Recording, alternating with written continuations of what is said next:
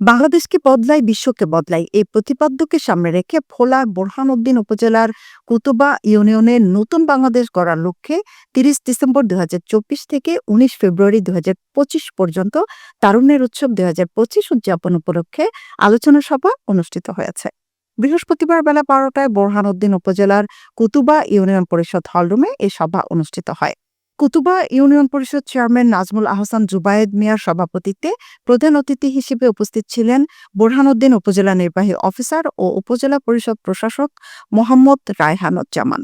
বিশেষ অতিথি হিসেবে উপস্থিত ছিলেন কুতুবা ইউনিয়ন বিএনপির সভাপতি হাবিবুর রহমান শিকদার, সাংগঠনিক সম্পাদক মাসুম ব্যাপারী, ইউনিয়ন যুবদল আহ্বায়ক জামাল মিয়াজি, ইউপি সদস্য মোহাম্মদ মামুন, প্যানেল চেয়ারম্যান মোস্তফা সৈয়াল, সাংবাদিক মহিউদ্দিন আজিম, ছাত্র প্রতিনিধি সহ আরো অনেকে।